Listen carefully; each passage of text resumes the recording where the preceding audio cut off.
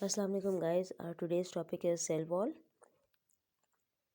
First we'll provide you the introduction of cell wall. This was first observed by Robert Hooke in 1665 while he was studying the pieces of thin slices of cork of oak plant. सबसे पहले इनको oak plant की thin slices को Robert Hooke observe कर रहे थे under microscope 1665 में, और उन्होंने कुछ चैम्बर्स को उन स्लाइसेस के अंदर ऑब्जर्व किया था और उन्होंने उसको सेल का नाम दिया था, और वहीं पे जो आउटर मोस्ट बाउंड्री थी उन चैम्बर्स की उसको वॉल का नाम दिया था, राइट।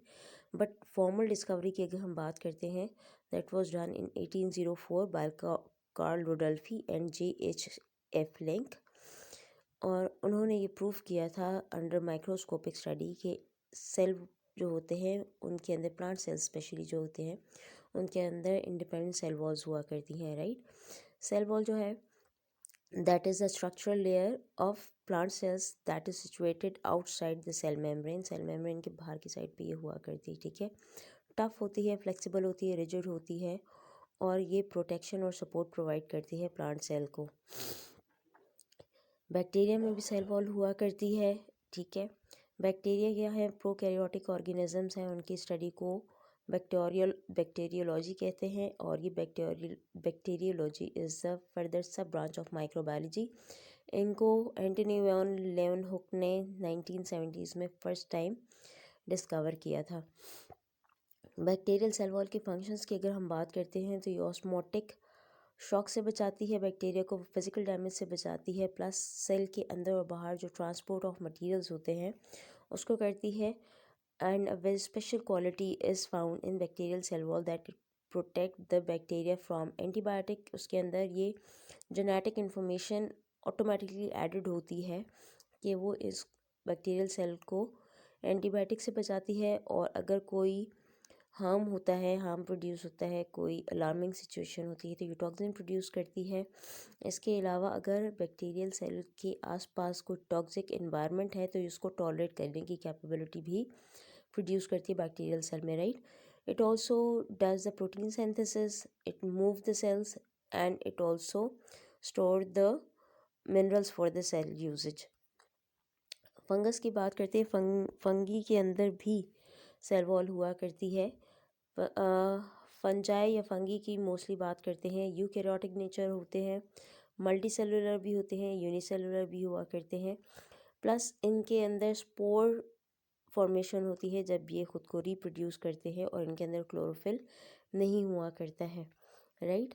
2 टाइप्स ऑफ फंगी होते हैं, यीस्ट जो कि यूनिसेलुलर हुआ करते हैं, इसके अलावा मोल्ड्स होते हैं, ये मल्टी सेलुलर हुआ करते हैं, और फ्लामेंट लाइक होते हैं। फ्लामेंट लाइक मीन इनके स्ट्रक्चर जो होते हैं वो थ्रेड लाइक लंबे लंबे धागे नुमा हुआ करते हैं। फंगल सेल वॉल की बात करते हैं, किस चीज़ से मिलकर बनते हैं, ये काइटिन से मिलकर बनती है। इसके अलावा इनके अंदर ग्लूकैन्स होते हैं, प्रोटीन्स होते हैं। सेल वॉल की कंपोजिशन के अंदर ग्लूकैन और काइटिन प्राइमरी सेल वॉल बनाया करते हैं, जबकि protein secondary cell wall of fungi बनाया करते हैं, ठीक है। इसके अलावा बाकी जो माइक्रो कंपोनेंट्स होते हैं, मतलब जो कम क्वांटिटी में कंपोनेंट सेल वॉल में मौजूद होते हैं, वो काइटोसैन होते हैं, मेलानिन्स होते हैं, लिपिड्स वगैरह हुआ करते हैं। This is the structure of fungal cell wall. Primary cell wall है और सेकेंडरी सेल वॉल है, ये सिंपली आपकी इंफॉर्मेशन के लिए है, right. Functions of fungal cell wall की बात करते हैं, अगेन प्रोटेक्शन होती है। ऑस्मोटिक लाइसिस के मतलब अगर कोई लिक्विड्स का प्रेशर वगैरह आता है तो ये उस प्रेशर के अगेंस्ट सेल वॉल जो है सेल को डैमेज से बचाया करती है, ठीक है। मॉलिक्यूलर सीव का काम करती है, मतलब डिफरेंट मॉलिक्यूल्स के इन और आउट को सेल में मॉनिटर करती है, और ये अकॉर्डिंग टू मॉलिक्यूलर साइज़ हुआ करते हैं, मतलब अगर बहुत ज़्यादा लार्ज मॉलिक्यूल्स है तो उनको सेल में इन्होंने नहीं देती, राइट। इसके अंदर पिगमेंट्स होते हैं ताकि प्रोटेक्शन का काम करते हैं। एंजाइम्स की बाइंडिंग साइट्स हुआ करती हैं, ठीक है। आउटर मोस्ट लेयर हुआ करती है ये सेल वॉल फंगल सेल की, ठीक है। और ये सेल के बीच में और इन्वायरमेंट के बीच में एक बैरियर का काम किया करती है, ठीक है। इसके अलावा इसके अंदर एंटीजेंस होते हैं और कुछ और सब्सटेंसेस होते हैं जो कि अटैच हो जाया करते हैं सबस्ट्रेट के साथ, अगर फंजाई अपने होस्ट के साथ अटैच होना चाहता है तो। प्लांट सेल वॉल की बात करते हैं, जो कि हमारा मेन टॉपिक है। Plant cell wall remarkable structure है।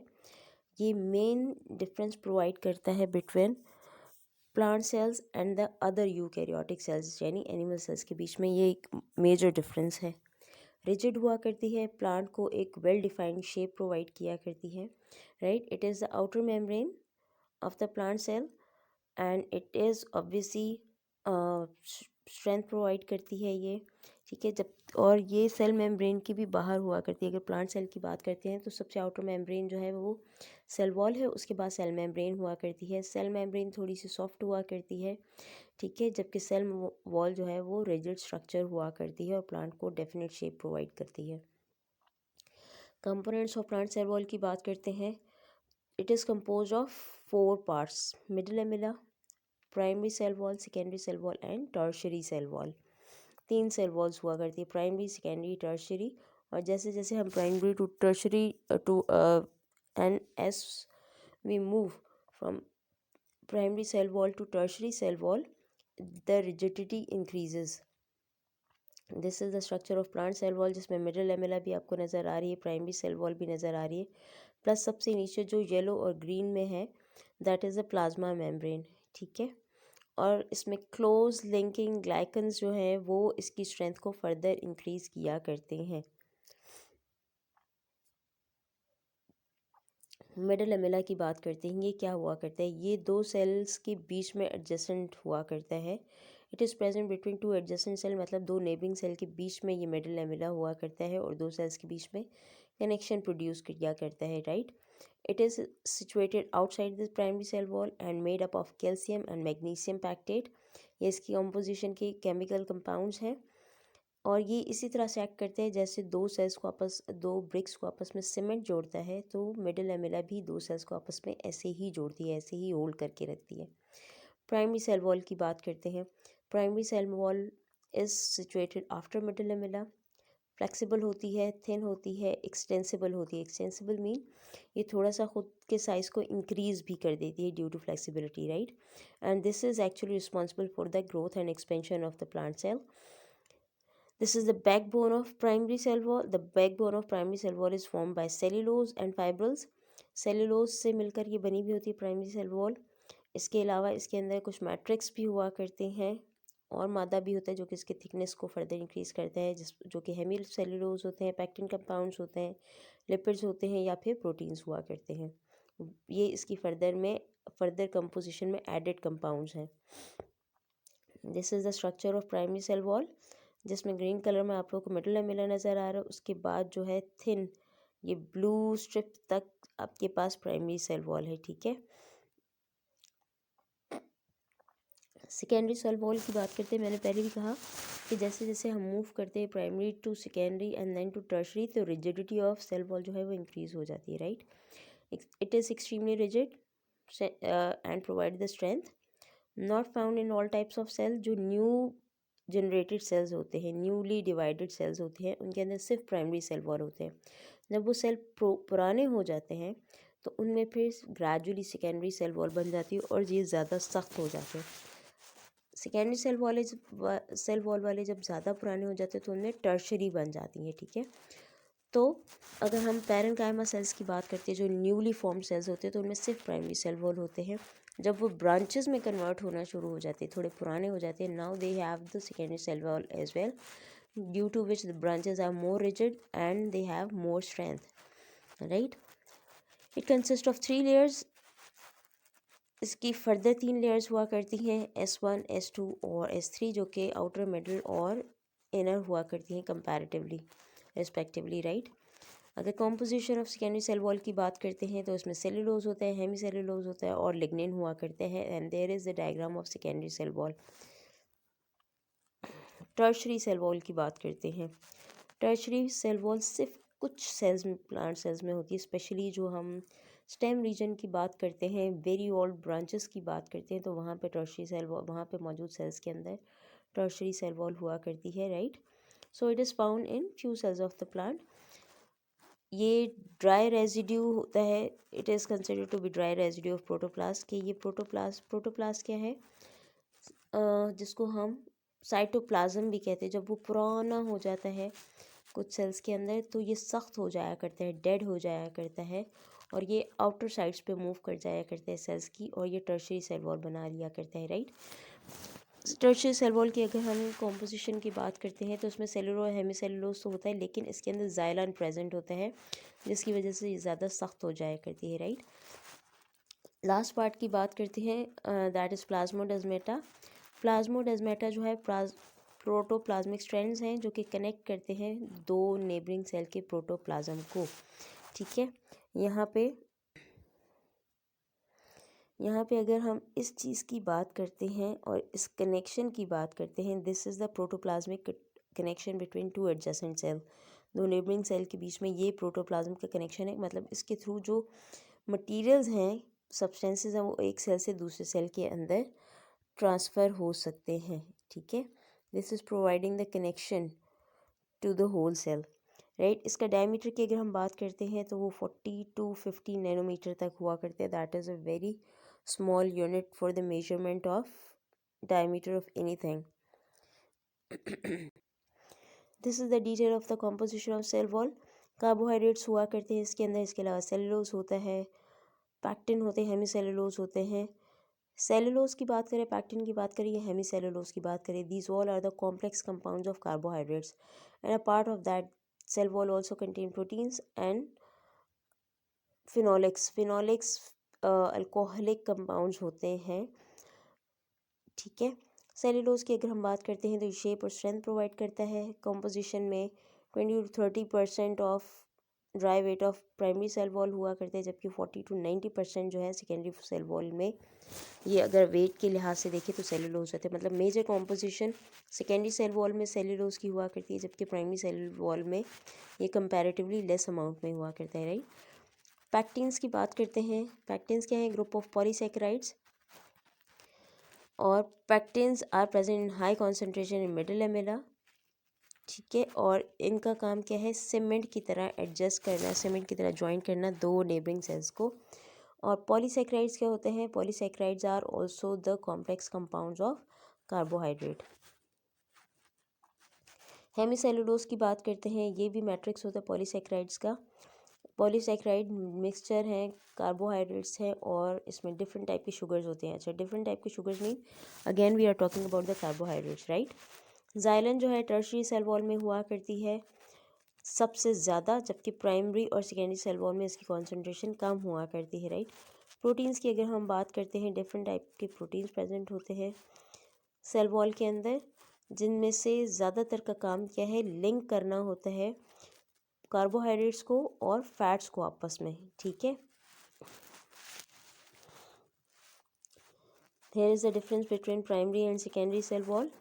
अगर हम प्राइमरी सेल वॉल की अकरेंस की बात करते हैं, it is present, primary cell wall तमाम प्लांट सेल्स के अंदर हुआ करती है, जबकि सेकेंडरी सेल वॉल सिर्फ मिच्योर और नॉन डिवाइडिंग सेल्स में होती है, वो सेल्स जो कि फर्दर डिवीजन की कैपेबिलिटी नहीं रखती, और we can say the dead cells of the plant, right.